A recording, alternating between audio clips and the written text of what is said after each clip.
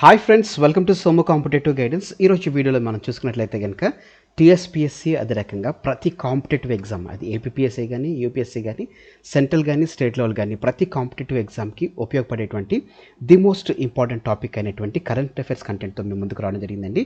ఈ టాపిక్ దేని గురించి అని మనం చూసుకున్నట్లయితే ఇటీవల ఉస్తాద్ బిస్మిల్లా ఖాన్ యువ పురస్కారం 2024కు సంబంధించినటువంటి ఒక అప్డేట్ అనేటువంటిది రావడం జరిగిందనమాట. దానికి సంబంధించినటువంటి వివరాలతోటి ఈ వీడియో అనేటువంటి చేయడం జరిగిందనమాట అండి. ఈ వీడియోలో మనం చర్చించుకుంటే కనుక అసలు ఎవరి ఉస్తాద్ బిస్మిల్లా ఖాన్, ఈయన పేరు మీద ఈ అవార్డు అనేటువంటిది ఎందుకు రిలీజ్ చేశారు, దానితో పాటుగానే ఉస్తాద్ బిస్మిల్లా ఖాన్ యువ పురస్కారం ఎన్ని సంవత్సరాలకి ఇవ్వడం జరుగుతుంది, ఎంతమందికి ఈ పురస్కారం అనేటువంటిది ఇవ్వడం జరుగుతుంది, అదే రకంగా ఈ పురస్కారం అనేటువంటిది ఎన్ని రంగాలకు గాను ఇవ్వడం జరుగుతుంది, దీని యొక్క ప్రైజ్ మనీ ఎంత ఉంటుంది, ఈ పురస్కారానికి ఎవరు అర్హులు అనేటువంటి దానితో పాటుగానే 2024 సంవత్సరానికి గాను ఇటీవల వచ్చినటువంటి అప్డేట్ ప్రకారం ఈ పురస్కారానికి ఎవరు ఎంపికయ్యారనేటువంటి పూర్తి వివరాలతోటి ఈ వీడియో అనేటువంటిది మేము ముందుకు తీసుకురావడం జరుగుతుంది అనమాట అండి. మరి ప్రాముఖ్యంగా మనం చూసుకున్నట్లయితే కనుక ఈ 2024 ఉస్తాద్ బిస్మిల్లా ఖాన్ యువ పురస్కారానికి మన తెలంగాణకు సంబంధించినటువంటి వారు ఎన్నిక అవడం జరిగిందనమాట. అందుకని ఇది most important.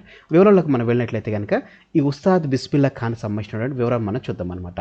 Legendary Bismillah Khan shehnai player. ఈ ఉస్తాద్ బిస్మిల్లా ఖాన్ ఎవరైతే ఉన్నారో ఈయన ఒక షైనాయి ప్లేయర్ అనమాట అండి. ఈయన ఉస్తాద్ బిస్మిల్లా ఖాన్ భారతదేశంలోనే అత్యంత ప్రసిద్ధ శాస్త్రీయ సంగీత విద్వాంసుల్లో ఒకరిగా ఉస్తాద్ బిస్మిల్లా ఖాన్ గారిని తెలపడం జరుగుతుందనమాట అండి. కళ్యాణ మండపం నుంచి కచేరీ హాల్ వరకు షైనాని తీసుకెళ్ళినటువంటి ఘనత బిస్మిల్లా ఖాన్ వారికి దక్కడం జరిగిందనమాట. ప్రీవియస్లీ మనం చూసుకున్నట్లయితే కనుక ఈ షైనాయి ఏదైతే ఉందో దీన్ని ఓన్లీ కళ్యాణ మండపంలో వాడేటువంటి వారు అనమాట. దీన్ని కచేరీ స్థాయి వరకు తీసుకెళ్ళినటువంటి ఘనత, దాని గురించి అని చెప్పేసి ఈయనకి ఉస్తాద్ అనేటువంటి బిరుదును కూడా ఇవ్వడం జరిగిందనమాట. ఈయన 1937లో కోల్కతాలో ఉన్నటువంటి ఆల్ ఇండియా మ్యూజిక్ కాన్ఫరెన్స్లో తన కచేరీతోటి షైనాయిని భారతీయ శాస్త్రీయ సంగీతం యొక్క ప్రధాన వేదికగా దీన్ని తీసుకురావడం జరిగింది అనమాట అండి. అంటే ఈ షైనాయికి ఈయన తీసుకొచ్చినటువంటి గుర్తింపు 1937 కలకత్తా ఉన్నటువంటి ఆల్ ఇండియా మ్యూజిక్ కాన్ఫరెన్స్లో ఈయన చేయనటువంటి ఈ కచేరీ ద్వారా దీనికి ఖ్యాతి అనేటువంటి తీసుకురావడం జరిగింది. ఈయనకి వచ్చినటువంటి అవార్డు లేకపోతే సన్మానాల్లో ముఖ్యమైనటువంటి మనం చూసుకున్నట్లయితే కనుక ఈయనకి పద్మభూషణ్ అనేటువంటిది, విభూషణ్ అనేటువంటిది 1980 సంవత్సరం రావడం జరిగింది. పద్మభూషణ్ అనేటువంటిది 1968 సంవత్సరం రావడం జరిగింది.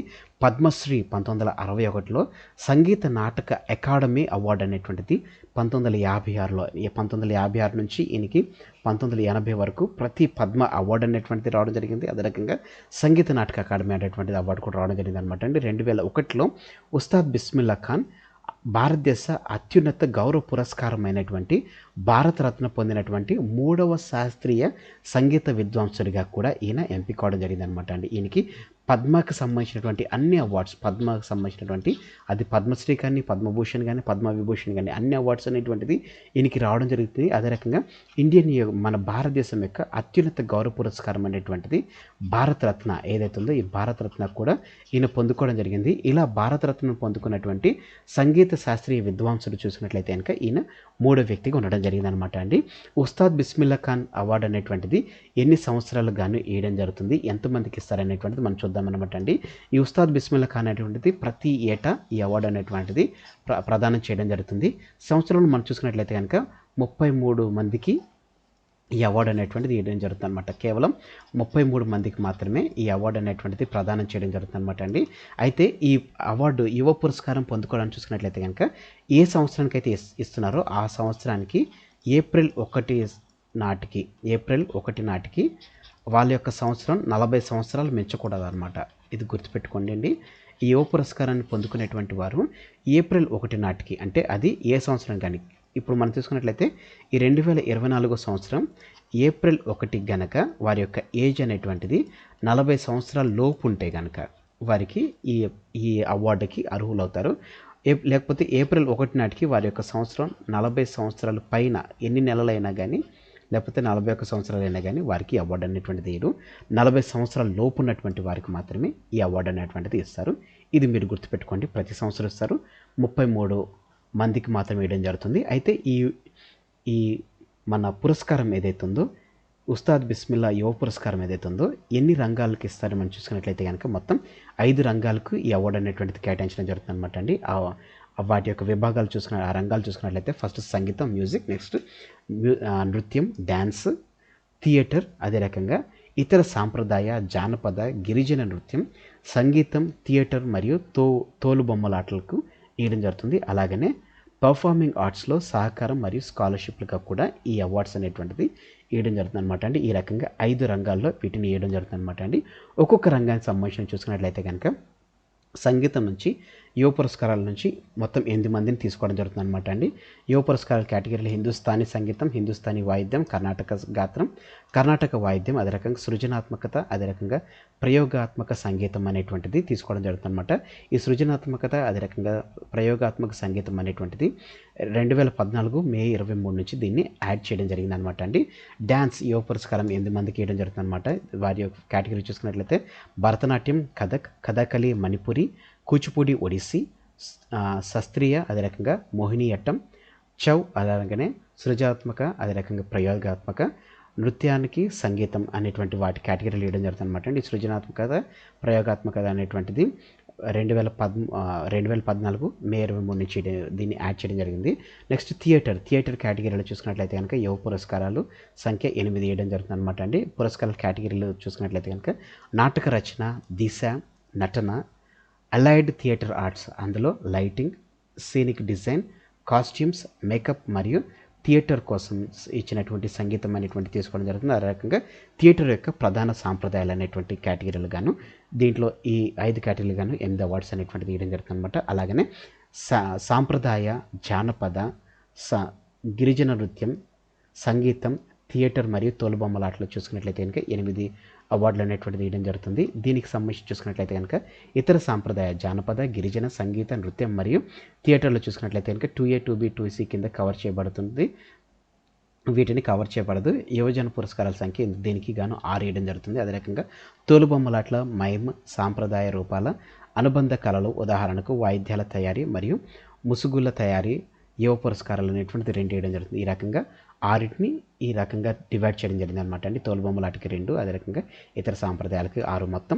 ఇప్పుడు చూసుకున్నట్లయితే 8 4 32 అయింది. అదే రకంగా కాంట్రిబ్యూషన్ పర్ఫార్మింగ్ ఆర్ట్స్ స్కాలర్షిప్లో యువ పురస్కారాలు 1 ఇవ్వడం జరుగుతుంది అనమాట అండి. ఇందులో చూసుకున్నట్లయితే కనుక యువ పురస్కారాన్ని సూచించినటువంటి ప్రతి రంగంలో ఉన్నటువంటి వారికి పేర్కొన్న సంఖ్యను మించకూడదు మరియు అక్కడ ఉన్న కేటగిరీల నిర్దిష్ట రంగంలో యువ పురస్కారాల సంఖ్య కంటే తక్కువగా ఉంటే కనుక ప్రతి ఒక్కరికి కనీసం ఒక పురస్కారానికి పొందేందుకు ప్రయత్నం అనేటువంటి చేయాలి. అదే రకంగా వర్గం కానీ ఏ సందర్భంలో అయినా కానీ ఏ కేటగిరీ కానీ సబ్ కేటగిరీకి కానీ 2 కంటే ఎక్కువ పురస్కారాలు అనేటువంటిది మించకూడదు అనేటువంటిది కూడా వేయడం జరిగింది అనమాట అండి.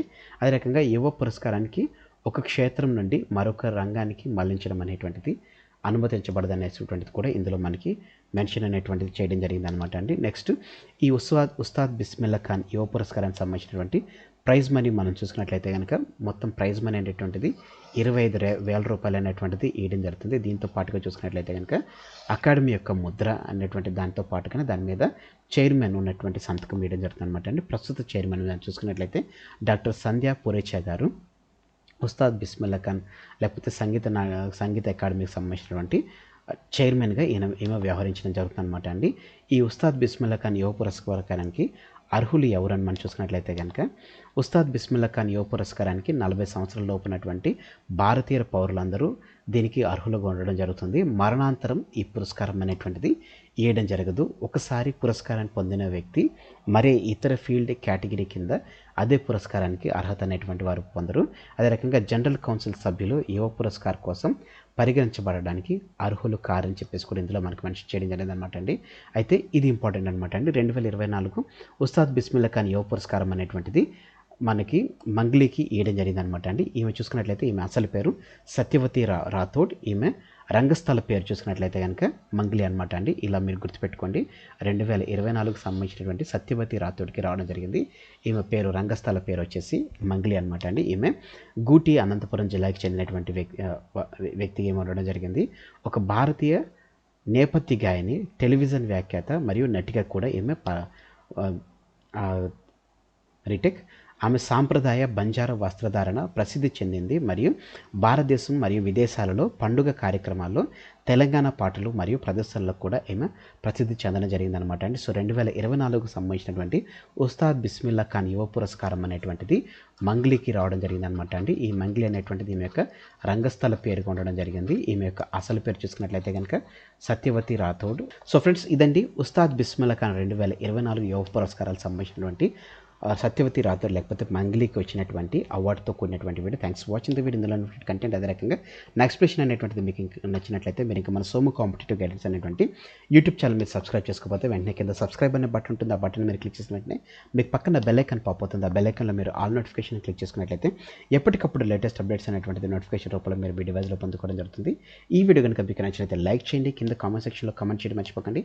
ఈ వీడియోని మీ ఫ్రెండ్స్ అండ్ ఫ్యామిలీస్ రిలేటివ్స్ ప్రతి ఒక్కరికి షేర్ చేయండి. తద్వారా ఈ వీడియోకి సంబంధించినటువంటి లేకపోతే దీనికి సంబంధించిన నాలెడ్జ్ అనేటువంటిది ప్రతి ఒక్కరికి షేర్ చేస్తారు.